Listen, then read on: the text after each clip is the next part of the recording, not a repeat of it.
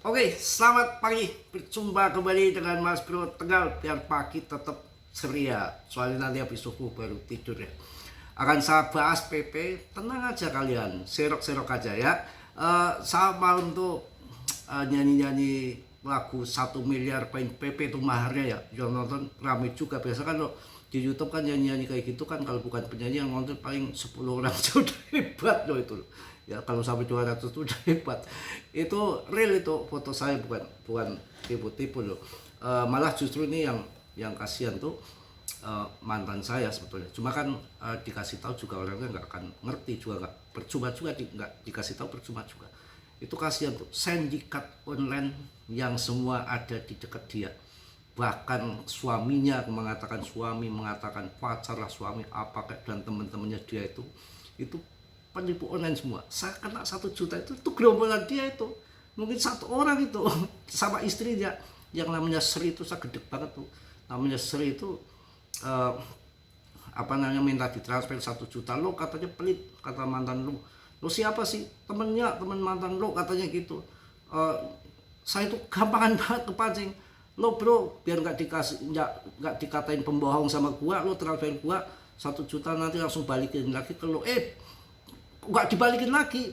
Kalau saya kecelakaan, itu penipu online semua itu, dan fotonya udah nongol lagi. Celaka itu badan saya itu di ya itulah orang-orang kotor sih kayak gitu, ketemunya orang kotor lagi. Mantan saya penipu online semua itu, bajingan semua itu. Wah, tapi ya itu ya nipu. Kalau saya foto real, foto saya itu fotonya wah jelek banget asli. Tapi bodoh amat, sudah nggak urusan saya lagi ya. Saya langsung bahas PP itu kalian semua. PP turun ini serok-serok saja, karena infonya gini.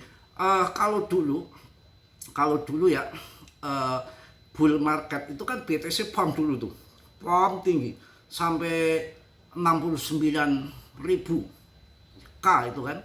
Waktu itu kan 950-an juta ya kan. BNB POM, ini POM, semua POM diikuti altcoin. Sekarang infonya beda lagi. Jadi siklusnya beda lagi. Kemarin BTC udah POM tinggi, sampai 2,1 miliar. Ya sekarang turun tertekan.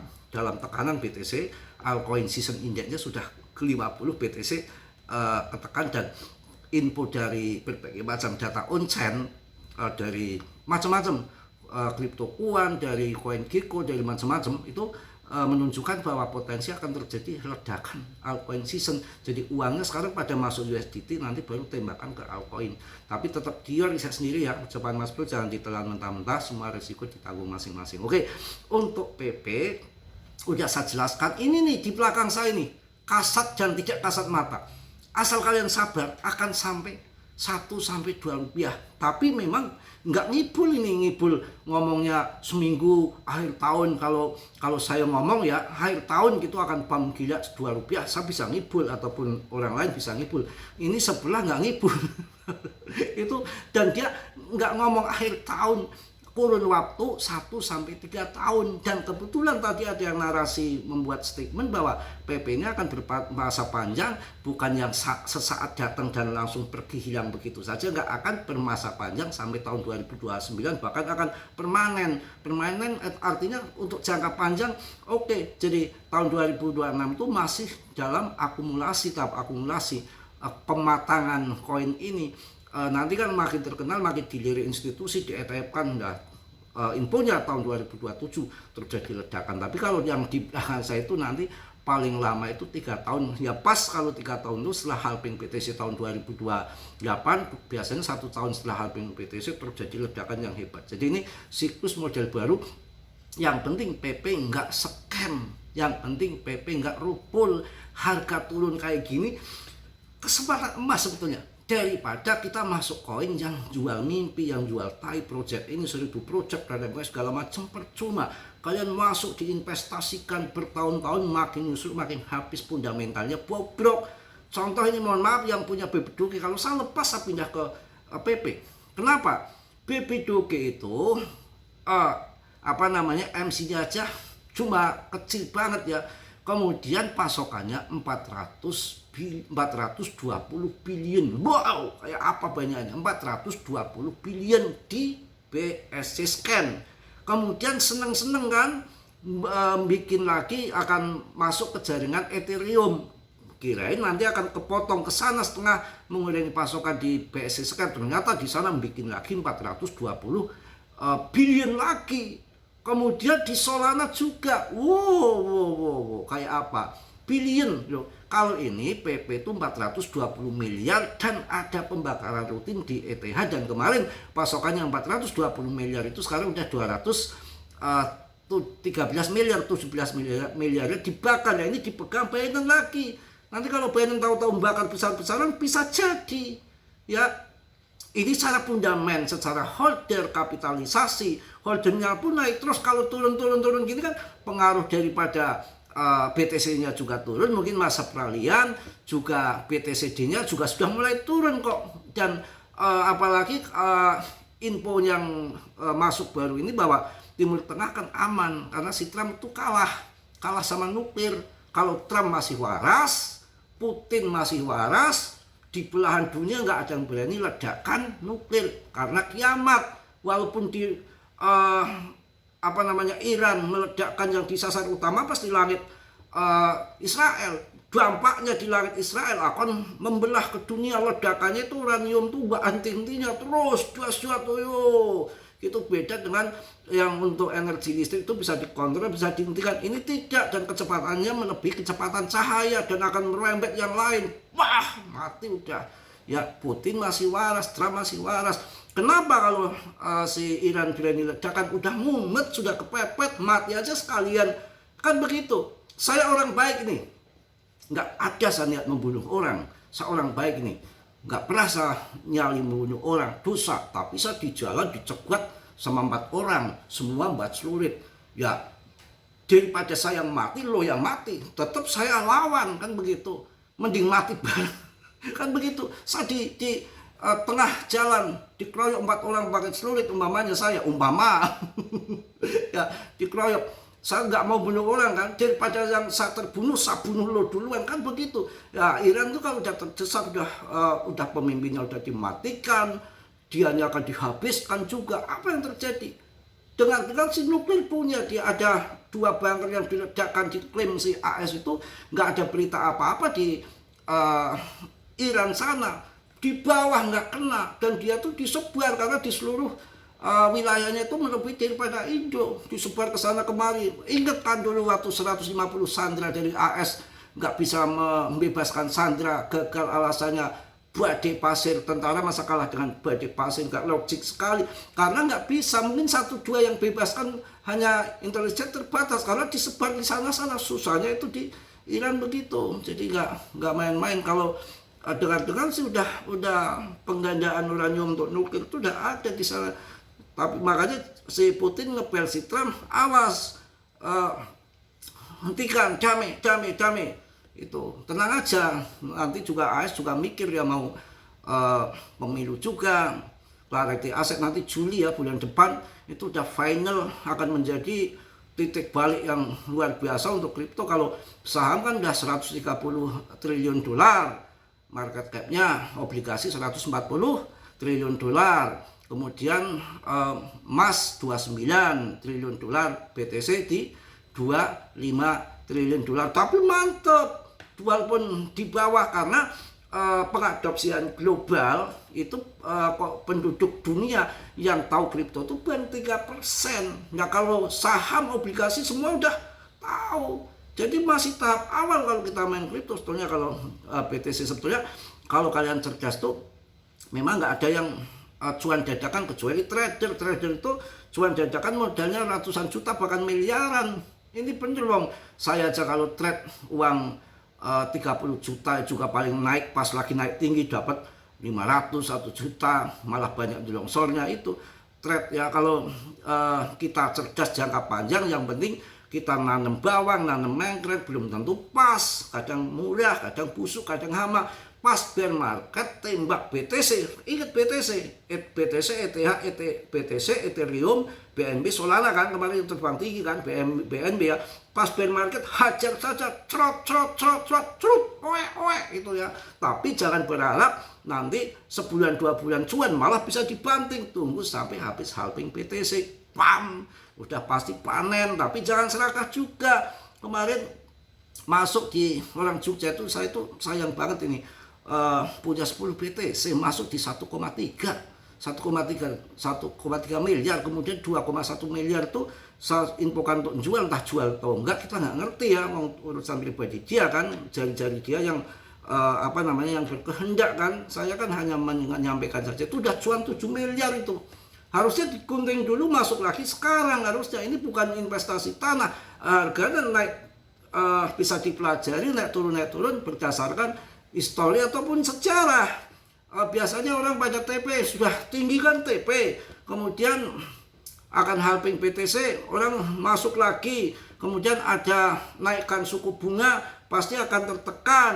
Ya itu sebetulnya bisa dipelajari. Oh ini akan naikkan suku bunga seperti tahun 2022, ini kripto akan tertekan, duitnya akan ditarik lagi nih, daripada nggak dibalikin ke Fed lagi, nanti bunganya keburu tinggi ya. Setiap bulan kayak Powell menaikkan begitu gencarnya tahun 2022, uang kering lagi ditarik ke sana.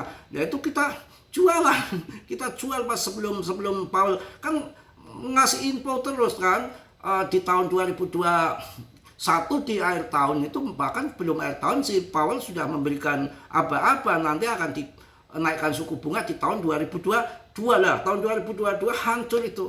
Ya sebelum tahun 2022 tuh pas sudah naik tinggi di tahun 2021 jualan dulu. Pas tahun 2022 pas Powell naikkan suku bunga, market kering, harga BTC 250 juta, kita hajar BTC, tungguin sampai naiknya, pas setahun 2 tahun nggak masalah. Itu yang harus, ilmunya harus begitu, nggak bisa dadakan. Kalau dadakan tahu bulat dadakan, dibumbuin, diasinan itu 500 perak itu baru dadakan. Kalau kripto nggak bisa ya, kalau kripto harus nunggu jangka panjang. Kemudian untuk PP ini akan bermasa panjang.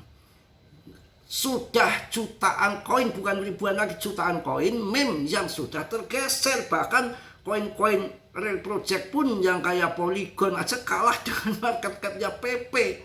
Jauh, padahal layer 2-nya di dekatnya Ethereum, tapi saya tetap masuk banyak juga di ETH, di ini Polygon. Kalian bisa masuk Polygon, bisa masuk ke yang mudah-mudah Cardano bilang kan mau kolaborasi sama SpaceX ya, itu ya. Jadi yang bagus-bagus untuk NIR protokol, ada untuk AI-nya NIR protokol sama WLD ya, finance-nya di Ondo. Kemudian nanti yang akan ke bawah ETH yang naik ya SUI, ARB, kemudian PP, ada Polygon yang ada di jaringan ETH, kemudian yang mengandung Solana yang ada hubungannya dengan Solana ya pasti Fun. Kemudian si Jupiter decknya Solana ya, termasuk ETH terbang ya, masuk juga si Uniswap decknya daripada Ethereum. Kita pelajari itu, setelah saya amati itu nge-trade lama bertahun-tahun, kalah sekali cuan long invest hold itu jangka panjang. Di PP saya cuan banyak daripada sang trade, paling dapat mie instan, rokok habis. Nge-trade kadang-kadang, tapi saya nge-trade-nya bukan mantengin gini terus, enggak. Saya biasanya itu failing saja, masuk tapi dikocok-kocok, masuk pagi, ini masuk pagi, kadang-kadang siang atau sore malam sudah naik, udah saat TP. Kadang-kadang pasang sore pas lagi koreksi, tapi nggak mau tiap hari, pasang sore langsung sell order, pagi-pagi sudah dapat duit tuh 200-300 tuh. Kadang-kadang begitu, nggak tungguin juga ngedemak begini. Saya mending ibadah, kayak dikir kayak apa lebih baik daripada nungguin ngepet. Itu kawan ya, pokoknya yang yakin saja. Dan berita dari si Van the People, the Poppy itu, Michael Van the People aslinya ya, itu kan memberikan info bahwa altcoin siap meledak, tanda-tanda bull market mulai muncul kawan. Jadi mulai muncul, altcoin tampaknya sedang bersiap memasuki fase bullish baru, meski BTC masih tertekan di level terendahnya. Michael Van the People, si CEO dari dan pendiri MN Fund dan MN Capital dan New Era Finance mengungkapkan bahwa minat investor terhadap altcoin telah berubah gratis dalam 6 bulan terakhir. Ya, data dari CoinGecko menunjukkan kapitalisasi pasar altcoin melonjak hingga lumayan juga. Data terbaru dari CoinGecko menunjukkan kapitalisasi pasar altcoin melonjak hingga 84 juta dolar. Sementara itu volume perdagangan altcoin meningkat lebih dari 218% dalam 24 jam terakhir ini, menandakan adanya pergeseran besar di kripto. Ini terbaru. Ini malam ini terbaru ya, gila. Jadi data terbaru dari CoinGecko menunjukkan kapitalisasi pasar altcoin melonjak hingga 84,100 ya juta dolar. Sementara itu volume perdagangan altcoin meningkat lebih dari 218% dalam 24 jam terakhir ini, menandakan adanya pergeseran besar di pasar kripto ke altcoin. Akan tetapi jika harga belum terbang tinggi dan masih dikontrol masih dikontrol market maker, pemain besar ya, malah dibanting itu gak apa-apa, mereka cari barang murah juga. Altcoin mulai mengungguli BTC, sinyal bullish, market semakin kuat. Mudah-mudahan lah, udah bosen gak ada altcoin ya. Jadi ada 3 narasi untuk dorong minat investor ke altcoin. Fundable mengidentifikasi 3 narasi yang saat ini mendorong minat besar terhadap altcoin ya. Pokoknya bla bla bla bla, banyak banget lah ya. Kapitulasi altcoin mulai berakhir, sinyal pemulihan semakin dekat, mudah-mudahan ya. Dan juga ada dari data on-chain juga ya, sinyal siklus altcoin dari Glassnode menunjukkan bahwa pasar telah kembali memasuki fase altcoin season. Namun berbeda dengan siklus sebelumnya. Kelemahan BTC justru menjadi pendorong utama sinyal ini. Kalau dulu kan BTC pump dulu, kemudian altcoin ngikut. Ini enggak ya. Poppy telah optimis meski berhati-hati bahwa altcoin berpotensi mengalami pemulihan signifikan dalam waktu dekat. Data dari CryptoQuant juga mengungkapkan bahwa altcoin telah mengalami tekanan jual selama hampir 15 bulan berturut-turut.